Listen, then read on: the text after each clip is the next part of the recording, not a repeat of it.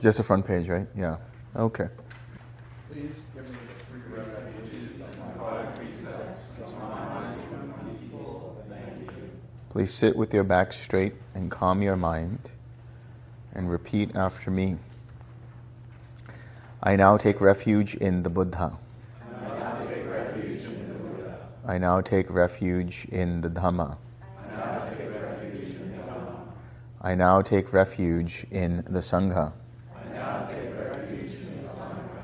For the second time, I take refuge in the Buddha. For the second time, I take refuge in the Buddha.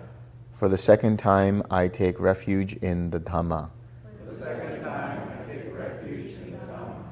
For the second time, I take refuge in the Sangha. For the second time, I take refuge in the Sangha. For the third time, I take refuge in the Buddha.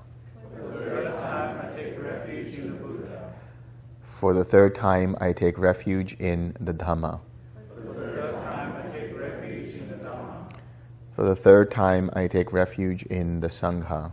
For the third time, I take refuge in the Sangha. Please give me the 5 precepts, so my mind will become peaceful. Thank you. Please clear your mind and pay close attention, then repeat after me. I undertake to keep the precept to abstain from killing or harming living beings on purpose. I undertake to keep the precept to abstain from killing or harming living beings on purpose. I undertake to keep the precept to abstain from taking what is not given. I undertake to keep the precept to abstain from taking what is not given. I undertake to keep the precept to abstain from wrong sexual activity. I undertake to keep the precept to abstain from wrong sexual activity. I undertake to keep the precept to abstain from telling lies and harsh speech. I undertake to keep the precept to abstain from telling lies and harsh speech. I undertake to keep the precept to abstain from taking drugs and alcohol. I undertake to keep the precept to abstain from taking drugs and alcohol. I undertake to be loving and kind to myself and all beings. I undertake to be loving and kind to myself and all beings. I think that's it right there. Yeah. Now we can eat cake. That's right. Let them eat cake.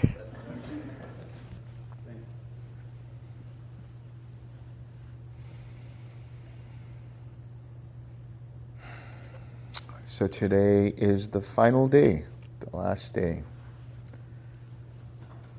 You guys survived. Good.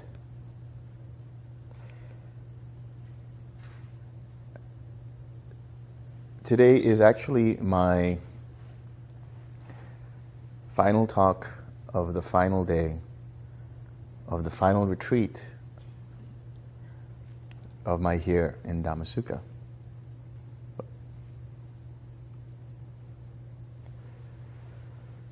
So,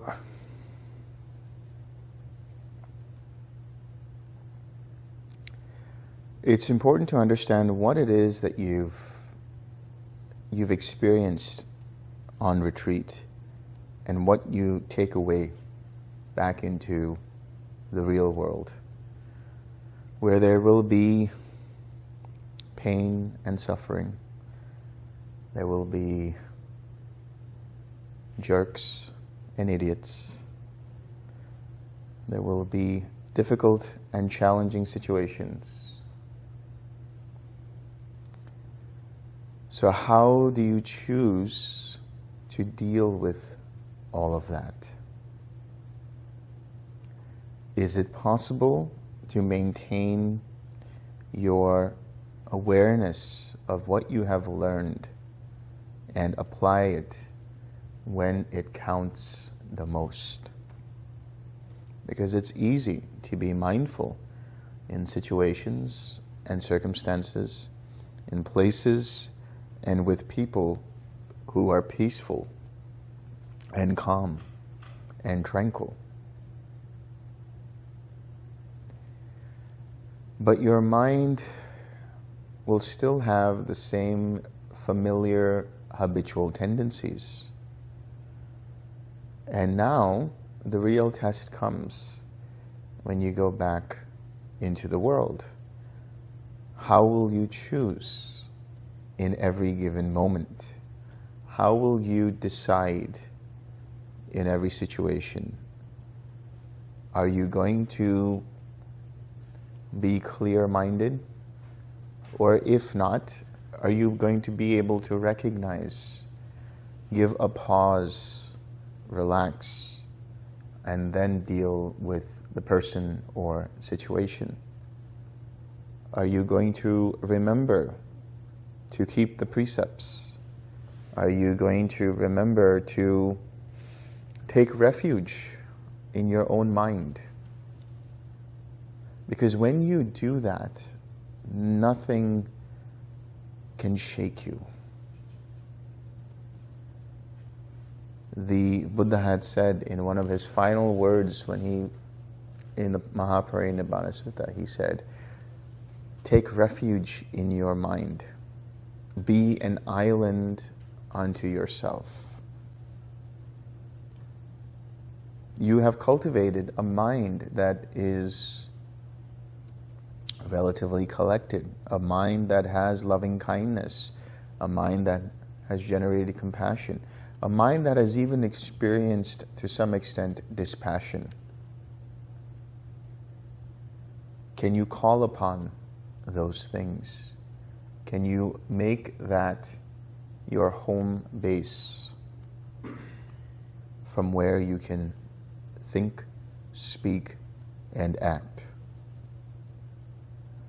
And when mindfulness slips, do you or will you judge yourself, beat yourself up, be upset about being upset? Or will you forgive yourself? I slipped up. I choose to let go.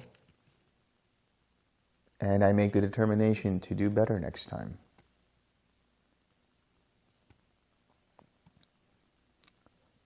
What is required on this path is total sincerity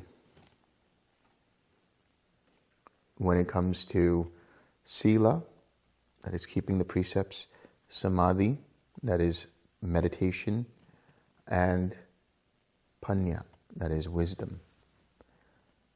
Be sincere, be humble, be open to the world around you. Do not keep any kind of concepts when it comes to the world.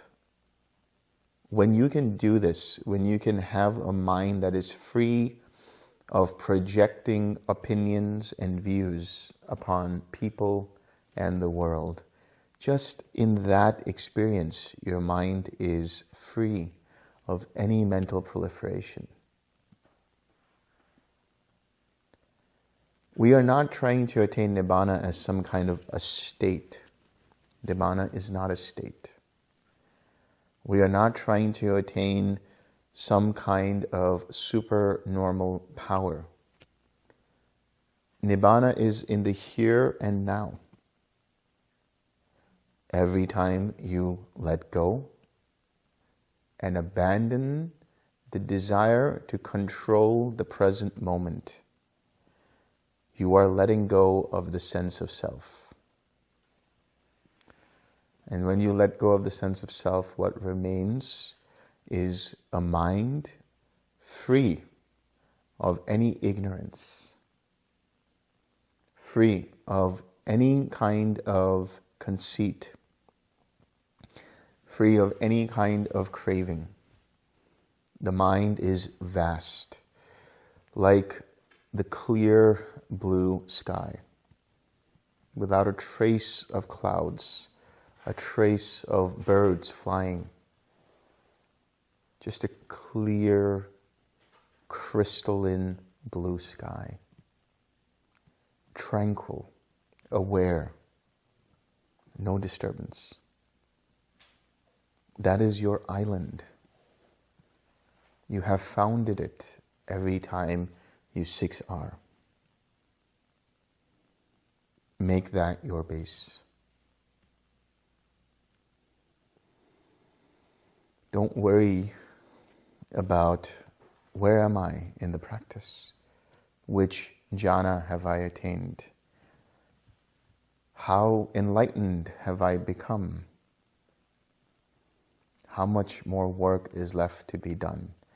Rest in the clarity and luminosity of the clear blue sky mind. That is the nature of the mind. It is naturally luminous. And when obscurations arise, it's okay. Recognize them. Relax. Come back. When you have this kind of mind, there is nothing to think about. There is nothing to contemplate. There is nothing to reflect on. The mind is utterly intuitive. Every choice that may arise comes from intuition. And that intuition is aligned with the Eightfold Path. It is aligned with the understanding of the Four Noble Truths.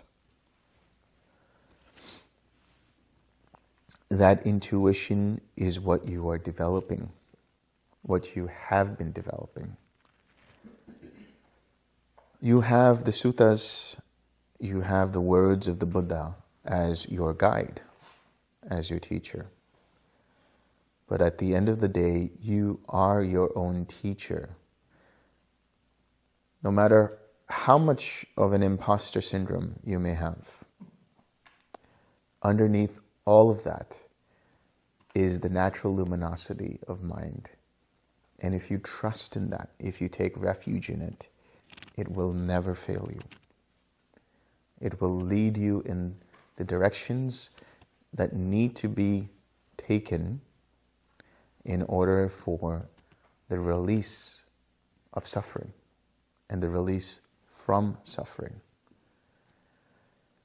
When you make that your base, your actions, your words, your thoughts, your intentions will not only be aligned with the Eightfold Path, but will be appropriate for every situation as and when it demands it, and for the people around you that are concerned with that situation.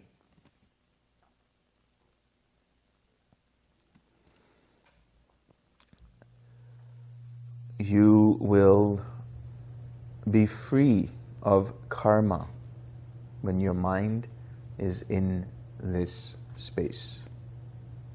And you don't have to do anything about it. At this point, most of you are probably sick and tired of me saying that. Don't do anything. Because once you find that clarity, there really is nothing to do. Any agitation to come out of it, any agitation to say, do I need to do anything else? That is what needs to be let go of.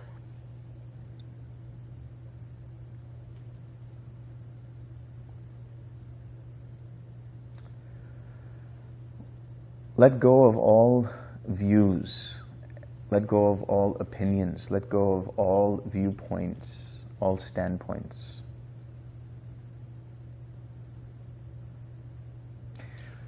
This world that we live in, this samsara that we exist in, is truly the matrix. And we take up different viewpoints, take up different identities. We decide to take up a VR headset and plug in. And that is all of our views and opinions about the world.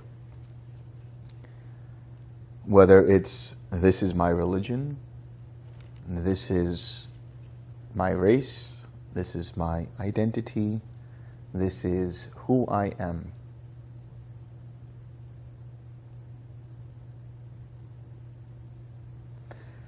The more we have that, the further down the rabbit hole we are. The deeper we are entrenched in the game. We become fixated by, what state am I in? Which jhana am I in? Am I doing this right? What's going on here? But if we choose to just relax, then we get closer and closer to that state, to that space, to that level of being / non-being, which is not concerned, not interested, disillusioned by the VR game. We choose to take off that VR headset. That's the Dhamma. But remember, the Dhamma itself can also be a VR headset through which we view the world. Today, for some reason, I have been seeing a lot of spiders. Outside of my door, there's this beautiful spider web. When I got into the Delson mobile, there was a web right near the driver's seat. When I came up to the interview cabin, there was another web. And so, opening the door, you go bow down and get into the door. I saw spider webs everywhere and spiders everywhere. And that's the world. That is existence.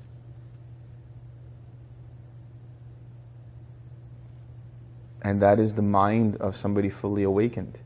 They see the web for what it is.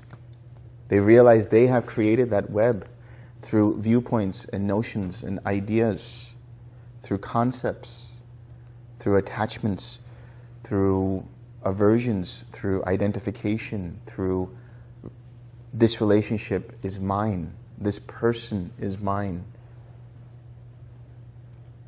They realize the entire web. But at some point they choose to let go all of that. Even the Dhamma.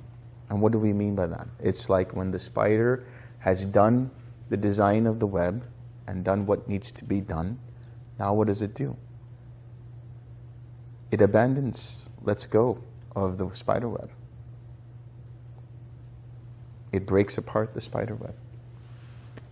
It's not needed anymore. The Dhamma is the platform, is the rowboat to get to the other shore. Once you are on the other shore, your efforts are to just remain there. Don't worry about the Dhamma. If you remain in that space, you are automatically fulfilling the Dhamma. You are automatically protecting the Dhamma. You are automatically engaging with the Dhamma. Such a mind becomes even dispassionate towards the Dhamma. It's like the game is no longer interesting.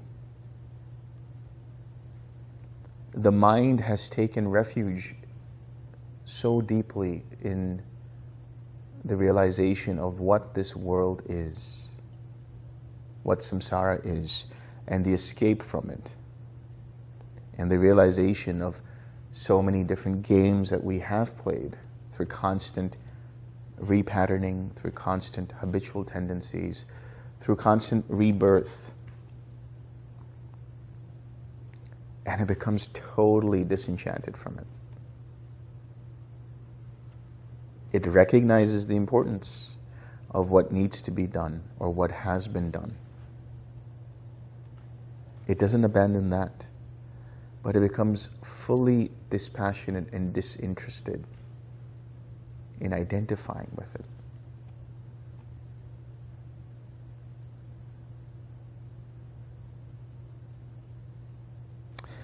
It's like this cycle here, this circle, where initially we are all ignorant of the suffering that we're causing ourselves. We numb the pain through different modalities. And then at some point we recognize and realize we are suffering. We've had enough of that depression. We've had enough of the anxiety. We've had enough of the grief. We've had enough of the pain. We've had enough of constantly making the same actions over and over again, expecting a different result. And so we choose to follow a path, the Dhamma, to let go of that suffering. And we become free of that suffering. Or we start to free up our minds from that suffering. And then we come full circle to 360, where we're no longer ignorant of the suffering, but we just don't care. There is suffering, there is no suffering. Because such a mind has transcended that. Such a mind is aware that it is free of suffering, and at the same time it doesn't care if there is suffering. Not in the sense that it has lack of compassion for oneself or compassion for another. It just recognizes the illusion of the game. It realizes the amount of times it has played the game and has decided, I'm not playing this game anymore. I'm done. And that is freedom.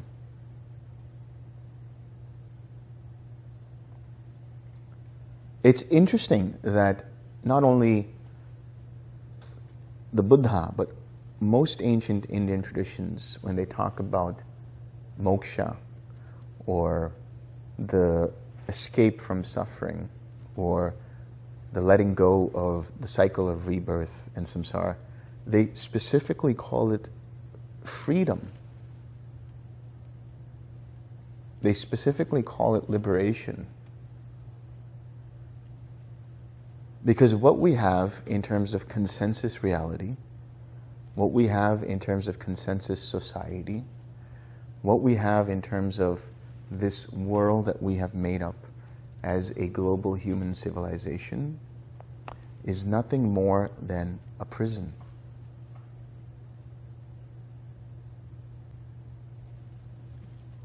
We are both the inmates and the jailers. And we seem to enjoy playing both roles.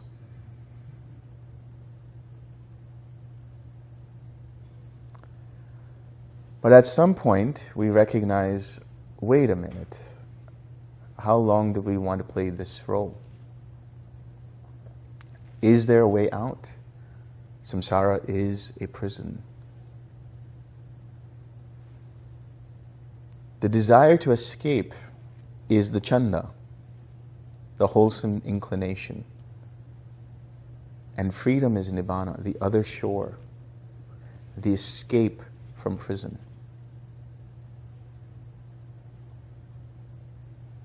And it's just our mind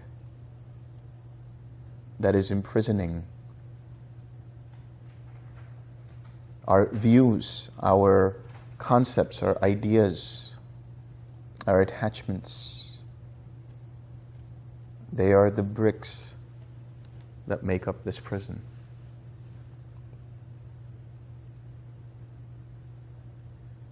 And because we are in consensus reality, we accept it without realizing we are in a prison. We just accept the fact that it's okay to break precepts. It's okay to indulge in sensual pleasures and identify with them. It's okay to experience whatever it is we experience. And it's okay to identify with it. It's okay to defend. It's okay to create an identity around the things that we desire, around the things that we like, around the things that we want, around the things that we don't like, around the things that we hate.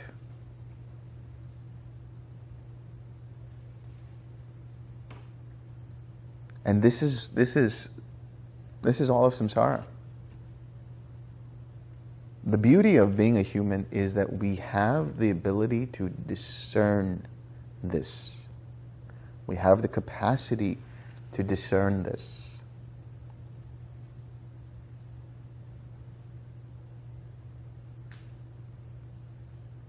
But if I were to judge what is happening around the world, I would say that many are not using that discernment. They're just floating on by. And life goes, and they don't see anything beyond just what is experienced through the 5 sense bases, through their me, mine, myself, in relation to the experiences, to the situations, to the people in their life, to the relationships, and so on. The recognition of this, the seeing of this, is the beginning and the end of the path. Because when you recognize this, then you can decide whether you want to walk the path. And in choosing to walk the path, it requires dedication. Because we have been conditioned over lifetimes to look at life in a certain way, to live life in certain ways that are only further imprisoning us in this samsara.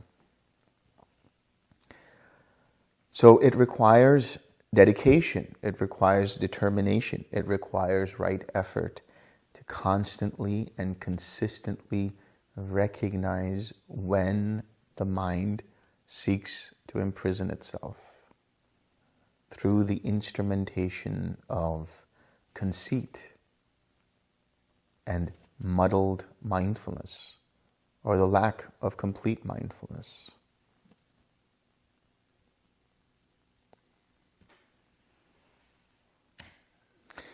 And as we continue to do this, as we continue to recognize the suffering and choose to let go of the causes and conditions of that suffering, and as we start to taste the glimpse of relief from suffering, our minds orientate towards that shore, the other shore. And we make it a point to keep following the path, not because we have to, but because we realize that truly it is a path towards freedom, towards true liberation.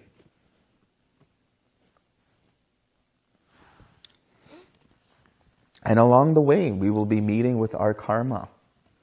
Along the way, we will be meeting with relationships and breakups. We'll be meeting with people who betray us. We'll be meeting with people who are difficult in our lives. We will be meeting with all kinds of different karma. And we may lose sight of the path. And we choose the unwholesome in certain situations, but we still have the discernment, the reflection, the retroactive looking back of, I shouldn't have done that, and the determination that I choose to do better next time.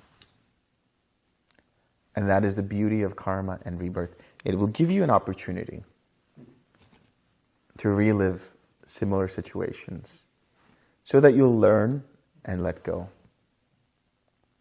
And once you have let go, you do not experience that again. Or if you do, you are the wiser and you are the stronger, and the experience and situation is the weaker, and you choose to let go again.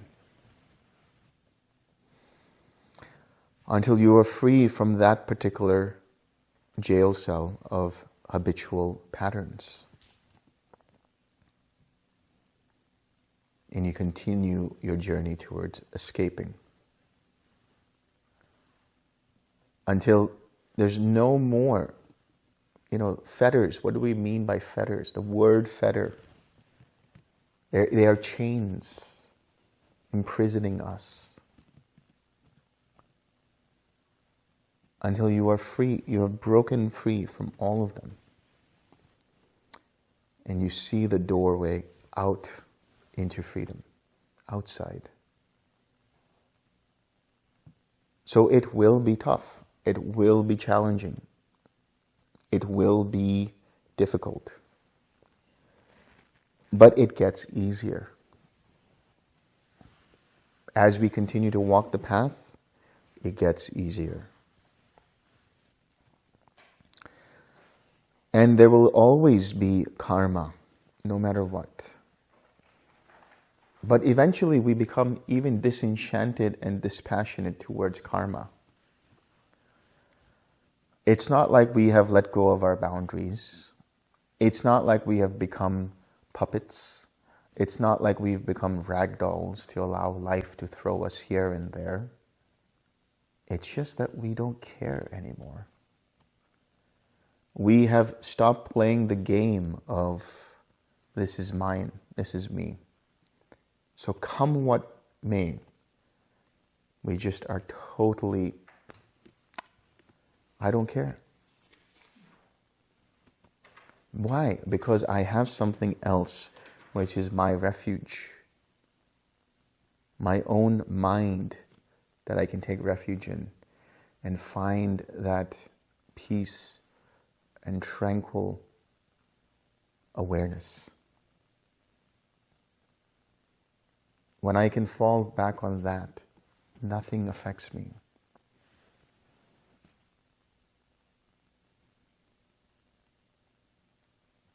As I said, it's a process. It will take time because you have a lot of things to unwind. We all have a lot of things to decondition and recondition so that we can stay in the unconditioned.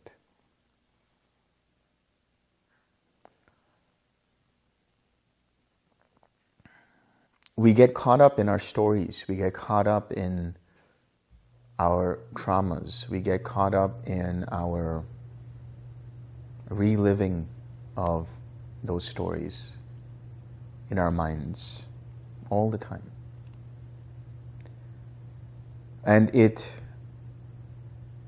is the VR headset that we take on through which we see the world. Oh, he said this to me. She did that to me. They spoke about me behind my back. How could they say that? Why would they do that? Don't I also have a right to be the way I want to be? All these thoughts come up. And it all starts from that one singular thought and concept, me.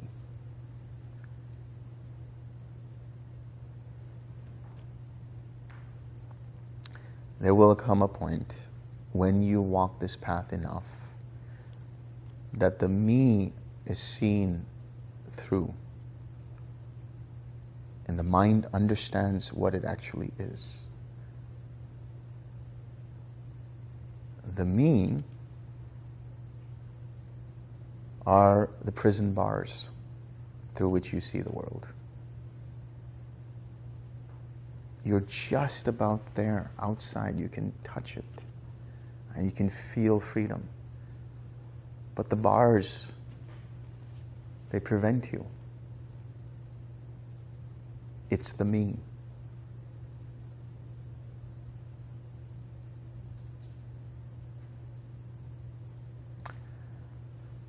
When you learn to surf the waves of experience as just experience, completely in the flow of every given moment as just an experience, then those bars disappear and the other shore is in sight.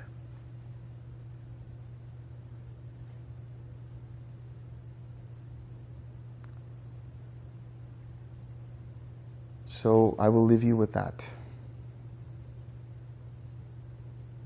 What do you choose? Prison or freedom?